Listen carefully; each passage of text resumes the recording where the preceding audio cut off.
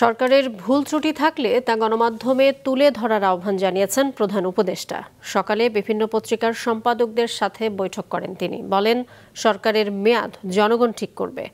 অন্যদিকে গণমাধ্যম নিয়ন্ত্রণের জন্য তৈরি বিভিন্ন আইন ও সাংবাদিকদের বিরুদ্ধে হয়রানিমূলক মামলা না করার আহ্বান জানান সম্পাদকেরা।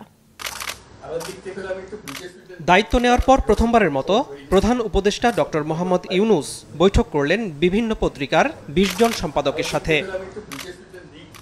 প্রায় ১.৫ ঘন্টার বৈঠক শেষে সম্পাদকদের পক্ষ থেকে কথা বলেন দ্য ডেইলি স্টারের সম্পাদক মাহফুজ আনাম। জানান, সম্পাদকদের পক্ষ থেকে গুরুত্বপূর্ণ প্রতিষ্ঠানগুলোতে সংস্কারের প্রস্তাব করা হয়েছে। অন্যদিকে সরকারের ভুল ত্রুটি থাকলে তা গণমাধ্যমে তুলে ধরার আহ্বান জানান প্রধান উপদেষ্টা। উনি আমাদেরকে বলেছেন যে উনি সম্পূর্ণরূপে স্বাধীন সাংবাদিকতা বিশ্বাস করেন এবং আমাদের কাছে ওনার বিশেষ আবেদন হচ্ছে যে আমরা যেন আমাদের লেখনীর মাধ্যমে জাতীয় ঐক্যমত্য প্রতিষ্ঠা করা, তারপরে আমরা যেন সোচ্চারভাবে এই সরকারের ভুল ত্রুটি হলে আমরা যেন নির্দ্বিধায় সেটা কাগজে ছাপি এবং ওনার এই সরকারকে সাহায্য করি। সংবিধান পরিবর্তন, তারপরে আমরা বলেছি লোকাল গভর্নমেন্টকে স্ট্রেংথেন করা, তারপরে আমরা বিভিন্ন যে স্বায়ত্তশাসিত সংস্থাগুলো আছে, anti corruption commission, human rights commission, election commission, এগুলো রিফর্ম করে এবং সত্যিকার অর্থে একটা গণমুখী সংস্থা এবং নির্বাচন কমিশন বিশেষ করে তারা যেন ভবিষ্যতের সমস্ত নির্বাচন সত্যিকার অর্থে জাতির এবং ভোটারদের চিন্তার প্রতিফলন ঘটান, এরকম একটা সংস্থা। তাই অন্তর্বর্তী সরকার কতদিন দায়িত্ব পালন করবে সম্পাদকদের সাথে কথা হয় সে বিষয়েও। অন্তর্বর্তীকালীন সরকার কতদিন এটা থাকবে এটা আমাদের কাছে উনি জিজ্ঞেস করেছেন। সেটা হলো যে এই সরকারের এজেন্ডা কি, সেই অনুপাতে সময়। অনেক রাজনৈতিক দল বলেছেন আপনার যতদিন লাগে, তারপরে কোনো রাজনৈতিক দল বলেছেন যৌক্তিক সময়। তো এগুলো তো একটু অস্পষ্ট।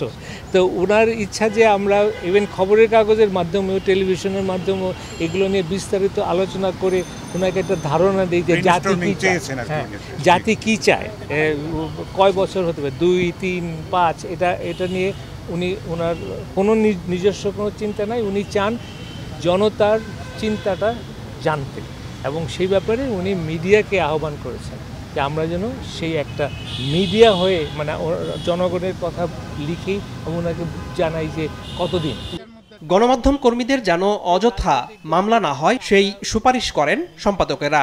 আলোচনা হয় cyber security act, digital security অ্যাক্টের মতো গণমাধ্যম নিয়ন্ত্রণের কালাকানুন সংস্কার করার বিষয়েও। সাংবাদিকদের ব্যাপারে যে এরকম যত্রতত্র খুনের মামলা হচ্ছে এটা যেন বন্ধ হয় এবং এই ব্যাপারে সরকার যেন সুস্পষ্ট একটা অবস্থান নেন।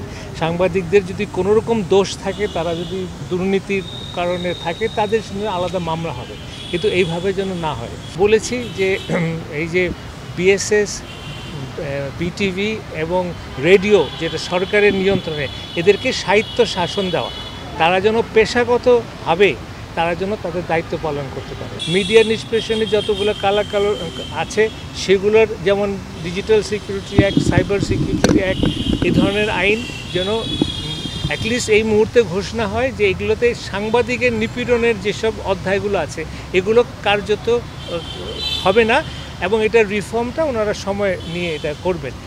বাট উনি এটা থেকে সম্পূর্ণ নিজের সরকারকে উনি বলছে এটা আমাদের পলিসি না। ব্রিফিংয়ে প্রধান উপদেষ্টার প্রেস সচিব বলেন, বৈঠকে প্রধান উপদেষ্টা জানিয়েছেন সংযুক্ত আরব আমিরাতে বৈষম্য বিরোধী আন্দোলনে সম্পৃক্ত যে ৫৭ জনকে সাজা দেওয়া হয়েছিল তাদেরকে ক্ষমা করেছে দেশটি। এদিকে সকালে ব্যবসায়ীদের একটি প্রতিনিধি দল বৈঠক করে প্রধান উপদেষ্টার সাথে। সেখানে বিভিন্ন শিল্প কারখানায় ভাঙচুর ও বিক্ষোভ নিয়ে উদ্বেগ জানিয়ে শিল্প প্রতিষ্ঠানের নিরাপত্তা দাবি করেন ব্যবসায়ী নেতারা। আনোয়ার হোসেন, মাছরাঙা সংবাদ, ঢাকা।